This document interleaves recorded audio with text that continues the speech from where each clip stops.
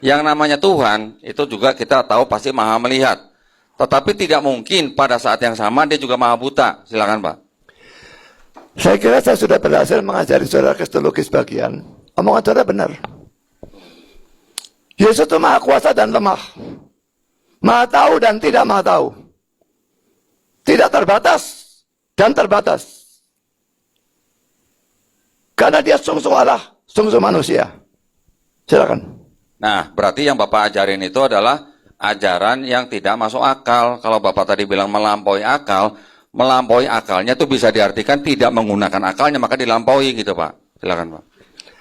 Baik Tritunggal maupun kristologi itu kita belajar tentang Allah.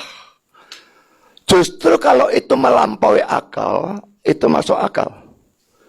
Karena otak kita ini terbatas sekali, cepat ya. Allahnya tidak terbatas. Sekarang saya tanya, masuk akalkah kalau akal yang terbatas bisa mengerti total Allah yang tidak terbatas? Silakan. Iya. Oke. Jadi ini kan ngomongin Trinitas tadi berarti Pak Budi ya. Bapak kalau ngomong tidak jelas ya. Pak Budi barusan aja kan ngomongin tentang Trinitas.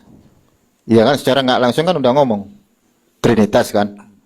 Menurut Anda, apakah Trinitas itu masuk akal dan bisa dipahami? Silakan. Tidak bisa dipahami secara keseluruhan, menyeluruh tidak bisa. Comprehend dalam bahasa Inggris tidak bisa. Tapi understand bisa. Sampai taraf di mana Alkitab mengendaki. Dia memang melampaui akal. Tapi pertanyaan saya tentang Trinitas belum dijawab, sudah dialihkan ke sana begitu. Loh enggak, kan sama aja. Ini kan Pak Budi Asali tadi ngomong. Jawab dulu pertanyaan saya. Pertanyaannya tadi belum dijawab. Masuk akalkah itu tadi? Saya tanya. Ya, Bapak menanyakan masuk akalkah kita memahami sesuatu yang tidak masuk akal, gitu ya Pak ya? Tuh, otak kita yang terbatas memahami secara keseluruhan Allah yang tidak terbatas gitu loh. Ya. Otak kita kan terbatas. Yang Bapak tanya tadi masuk akal atau tidak kan Pak gitu ya? Atau otak kita yang terbatas ini bagaimana memahami sesuatu yang tidak terbatas gitu kan? Justru karena otak kita terbatas itu Pak, makanya kita juga tidak bisa memahami sesuatu yang tidak terbatas. Ya, justru karena otak kita terbatas, kita tidak bisa memahami yang tidak terbatas. Tetapi sesuatu yang tidak terbatas itu, kalau dia mau mengajarkan kepada manusia yang terbatas, dia tidak perlu pura-pura menjadi manusia atau menyamar jadi manusia hanya untuk mati oleh ciptaannya sendiri. Ya Pak ya? Pertanyaan saya Pak, sebelum Yesus turun ke bumi, Yesus tahu nggak dia bakal mati Pak? Silakan. Tentu dia tahu. Tolong ditampilkan punya saya. Ya. Jadi kalau saya tadi mengatakan bahwa Allah itu tidak bisa dimengerti, ini ada firman Tuhannya, Ayub 11 ayat 7 sampai 9. Dapatkah kau memahami hakikat Allah, menyelami batas-batas kekuasaan yang maha kuasa, tingginya seperti langit. Apa yang dapat kau lakukan? Dalamnya melebihi dunia orang mati. Apa yang dapat kau ketahui? Lebih panjang daripada bumi ukurannya, dan lebih luas daripada samudra. Jelas memang ini menunjukkan bahwa kita tidak mungkin memahami, comprehend Allah sepenuhnya. Karena otak kita terbatas. Jadi apa yang saya katakan sesuai dengan firman Tuhan. Yang saudara katakan justru tidak sesuai. Silakan. Ya, jadi konsep ketuhanan Pak Budi Asali, apakah Pak Budi Asali bisa menjelaskan? Terkait dengan tadi pertanyaan saya kan langsung Bapak jawab diarahkan ke Trinitas kan gitu. Apakah Anda bisa menjelaskan Trinitas? Saya menjelaskan Trinitas? Iya. Bisa tapi butuh waktu banyak. Silakan. Iya, jadi bagaimana mungkin Pak Budi Asali bisa menjelaskan Trinitas sementara Saint Agustinus, Thomas Aquinas itu bernarasi loh Pak Budi. Barang siapa bisa menjelaskan Trinitas, maka Trinitas bukan lagi misteri. Ayo dong, kita jujur dong. Trinitas, that is a mystery of God. Sekarang kalau saya bertanya ke Pak Budi Asali, tunjukkan di mana ayatnya Yesus itu Allah Putra secara letterlix. Silakan. Nanti dulu pertanyaannya dia Agustinus, total lari ke Allah Putra gimana toh? Silakan. Jadi gini Pak Budi Asali, kalau Pak Budi Asali paham konsep trias, triados, haga, triada, tres personae, una substantia, discreti, non separati, Anda harusnya paham sebagai seorang Calvinis gitu. Bukankah Bapak Gereja mengajarkan barang siapa yang bisa menjelaskan Trinitas, maka Trinitas bukan lagi misteri. Sementara Pak Budi Asali ngomong, oh saya bisa menjelaskan Trinitas, Anda siapa kan gitu. Kan lebih besar Bapak Gereja daripada Anda. Sama halnya dengan Deki Ngadas ngomong seperti itu. Anak saya aja bisa jelasin Trinitas. Berarti Saint Augustinus, Thomas Aquinas, bohong dong. Bukankah Bapak Gereja itu kan udah paten? Mulai dari magisterium, katekismus gereja Katolik, semua dijelaskan Pak.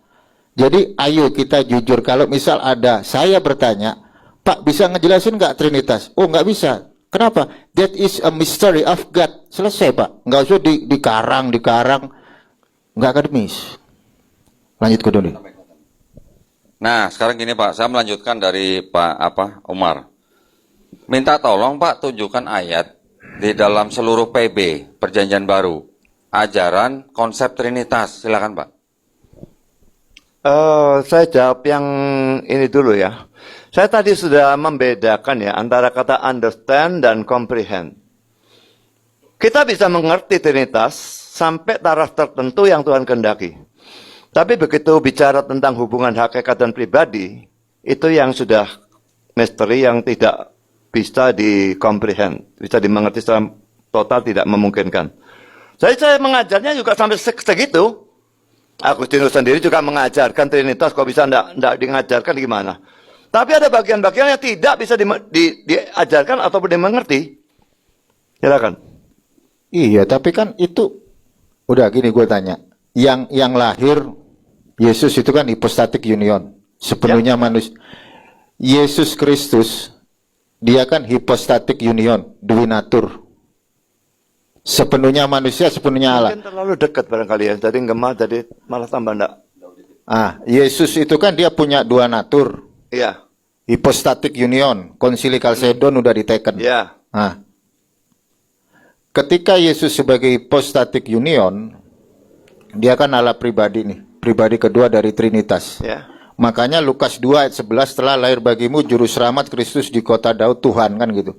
Berarti Yesus ini Allah, dia juga hypostatic union. Saya tanya, yang mati di salib itu manusia apa Tuhan?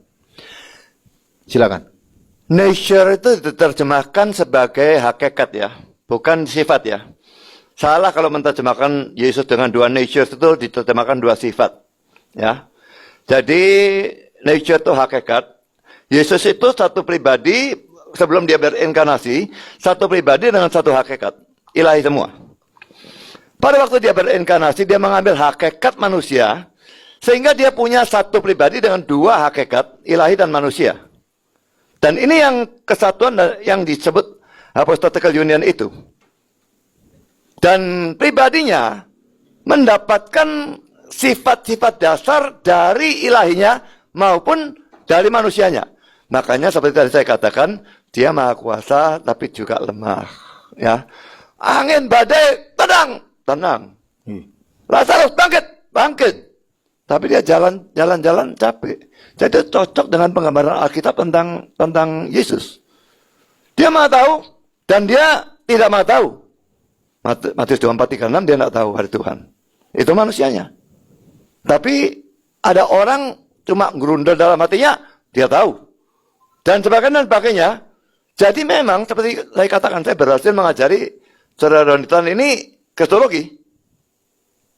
Dan saya bersyukur untuk itu. Ya, silakan. Iya, jadi gini. One minute. Saya tuh bertanyanya simple loh Pak Budi. Yang disalib itu manusia apa Tuhan, apa hypostatic union gitu loh. Jadi nggak usah dikarang, ditambah-tambahin gitu. Kenapa? Karena ngarangnya nggak akademis gitu loh. Yesus itu kan hypostatic union, dia Allah, pribadi kedua dari Trinitas. Yang disalib itu manusia apa Tuhan? Karena di dalam 1 Korintus 11 ayat 26, kematian Tuhan. Ya jelas loh itu. Nah saya tanya Anda, yang mati di salib itu manusia apa Tuhan? Silakan.